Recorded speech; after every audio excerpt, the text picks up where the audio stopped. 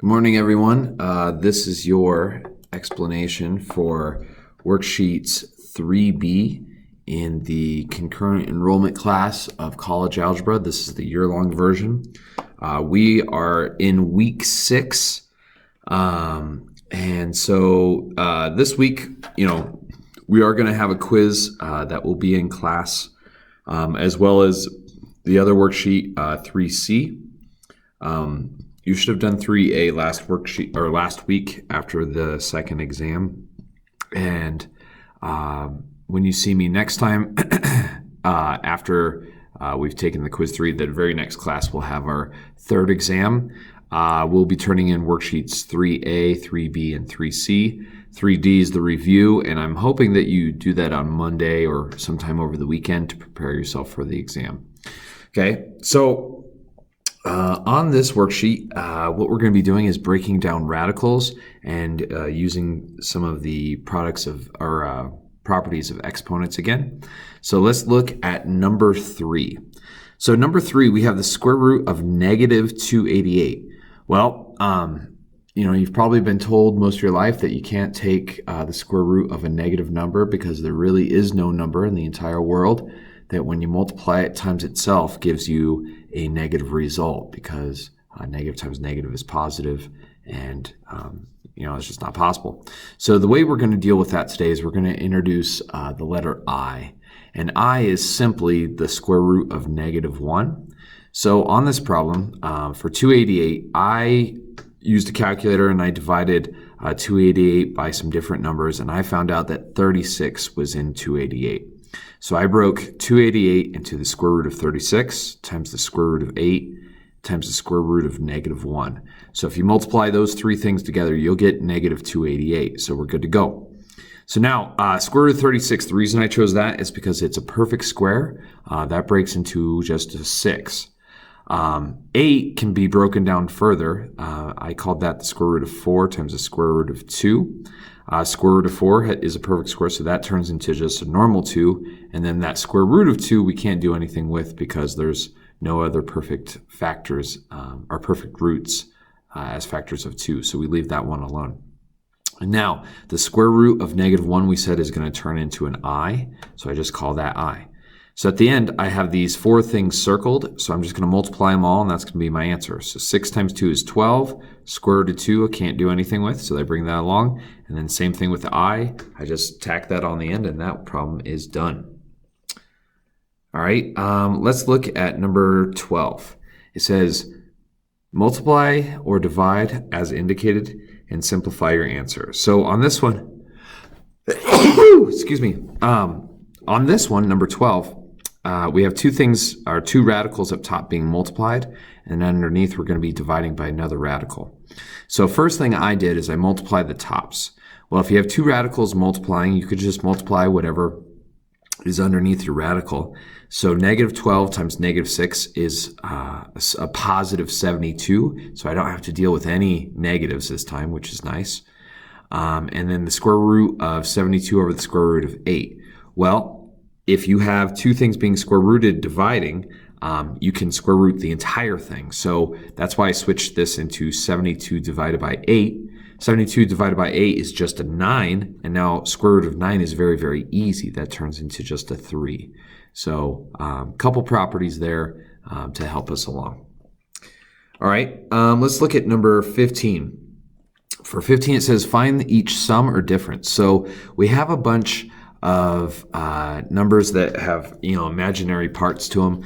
So the best way to think about this I know we were saying that the square root of negative 1 is I, but if you kind of forget that for a minute and just treat I as like any variable, like an X or a Y, you do these the exact same way. So that first set of parentheses, we don't do anything to it except get rid of the parentheses because we don't need them anymore. The second set has a negative out front, so we got to distribute that. So we get negative 3 and negative 4i. And then that last set of parentheses has a negative as well, so we distribute that. We get a positive 2 and then a negative I. So in this case, I used green to show you all the ones that I collected there. So 2 minus 3 plus 2, that turns into a positive 1, and that's what I have in green. The red, I have negative 5i, negative 4i, and negative 1i. put all those negatives together and you get negative 10i, and that is done. We can't combine any of the i's with the regular numbers, so we just keep those separated. All right, number 17. We're finding the product. Now, the trick to this is, since the square root of -1 is I squared then would just be -1, because you would be undoing that square root. So for this, I'm just going to FOIL this like you do any other thing. So for the first part, 2 times 3 is 6. 2 times -2i is -4i, and I have that in red.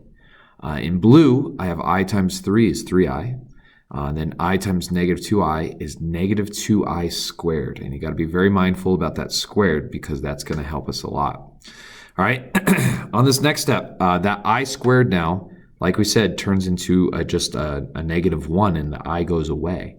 So just that part is going to be -2 times -1 is going to be +2. So that -2i squared at the end turned into just a +2, which is really easy to deal with.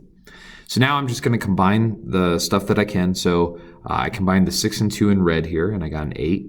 I combined the -4i and +3i, and I got -1i, and that's in blue. And that is all done. Okay, all of those problems are pretty much the same. I guess the only tricky one there is number 20. But 20 turns out to be okay. Let's look at number 21. It says find the quotients. So quotient means division. And then it says at the end of this, your answer should be like some number plus some number times I. So we'll have 2 parts to this.